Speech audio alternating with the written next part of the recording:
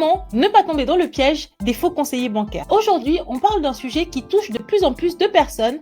On va parler de l'arnaque aux faux conseillers bancaires. Je vais t'expliquer comment ces arnaques fonctionnent et surtout comment te protéger. Je vais te partager des clés pratiques et comment réagir en cas de fraude. Tout d'abord, il faut comprendre qu'est-ce que l'arnaque aux faux conseillers bancaires. C'est une arnaque qui se développe de plus en plus et fait de nombreuses victimes. Et pour lutter contre cela, de nombreuses banques ont mis en place des solutions pour pouvoir prévenir et protéger leurs clients. Je fais cet épisode pour pouvoir t'en parler. Si jamais tu n'es pas au courant, au moins tu ne tomberas pas dans le piège. Alors, comment ça fonctionne? Généralement, tu reçois un appel d'un faux conseiller qui te connaît. Il a des informations sur toi, il connaît ton nom, ton prénom, souvent même connaît ton adresse, il connaît beaucoup d'informations personnelles sur toi et généralement, toutes ces informations-là te donnent confiance. Il te dit que sur ton compte en banque, tu as eu une fraude, qu'il faut réagir rapidement pour pouvoir protéger tes fonds ou pour pouvoir récupérer l'argent que tu risques de perdre. Comment ça se fait que ce type d'arnaque fonctionne encore? Généralement, les arnaqueurs jouent sur deux leviers différents. Le premier levier, c'est la peur et la panique. Généralement, quand quelqu'un t'appelle, il connaît ton prénom, il connaît ton nom, il connaît ton adresse, il connaît ton âge, il connaît tes informations personnelles. Tu as naturellement tendance à lui faire confiance parce que tu as l'impression qu'il te connaît en fait. Et surtout, il n'essaye pas de te vendre quelque chose, il vient pour te rendre service, pour t'éviter de perdre ton argent.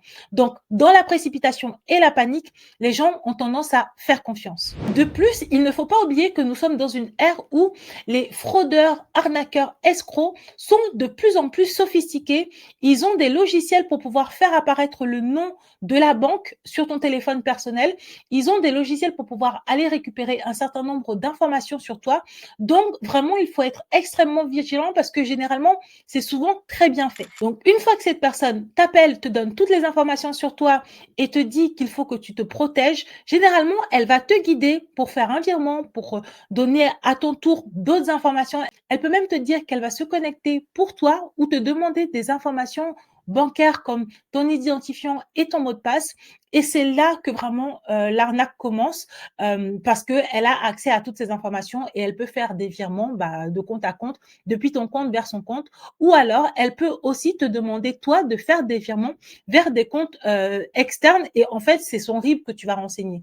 Donc vraiment, la chose à retenir, c'est que si jamais on t'appelle et on te dit que tu dois faire un virement, faut pas le faire, tout simplement. Maintenant que l'on a vu ça, on va voir quels sont tes droits en cas de fraude. En cas de fraude, de manière classique, la banque doit te rembourser au plus vite ton argent et cela peut même arriver dès le lendemain.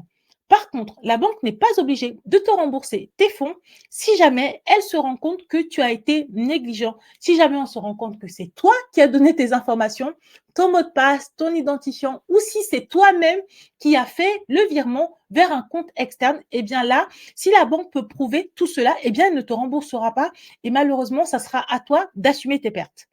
Par contre, si cela peut te rassurer, il y a quand même eu des jurisprudences récentes. Par exemple, il y a une décision de la Cour de cassation qui confirme que dans le cadre d'arnaques extrêmement sophistiquées, comme celle du faux conseiller, eh bien, la banque doit quand même te rembourser ton argent. Maintenant qu'on a vu que la banque peut te rembourser dans le cadre de ce type d'arnaque, on va voir ensemble comment te protéger de manière efficace. En termes de protection, il n'y a pas 150 milliards de solutions. Généralement, ce qu'il faut, c'est ne jamais donner d'informations personnelles à un étranger, un inconnu, parce que c'est une question d'évidence et de simplicité. Ton identifiant et ton mot de passe, tu dois le garder pour toi. Ensuite, si jamais une personne te contacte se faisant passer pour ton conseiller, je t'invite à contacter quand même ta banque pour pouvoir être sûr que c'est bien ton conseiller qui t'a appelé, pour pouvoir voir de ton côté s'il le connaît, si ce conseiller existe vraiment. Je t'invite à désactiver tous les paiements en ligne, à éviter d'enregistrer ta carte sur tous les terminaux en ligne, on ne sait jamais. Pour la partie beaucoup plus technique, il est évidemment recommandé d'utiliser l'authentification à double facteur et de surveiller de manière extrêmement régulière les transactions qui ont lieu sur ton compte.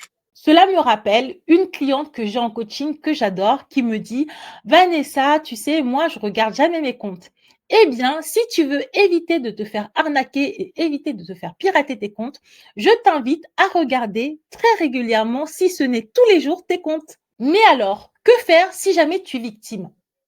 La première chose, c'est faire opposition à tout ce qui est en cours. Opposition au virement, au prélèvement, à la carte. Si tu peux faire opposition à un quelconque mouvement, vas-y, fais opposition. Comme ça, au moins, les flux sortants vont pouvoir être bloqués. La deuxième des choses, c'est contacter ta banque ou ton conseiller pour pouvoir lui faire part de cette situation.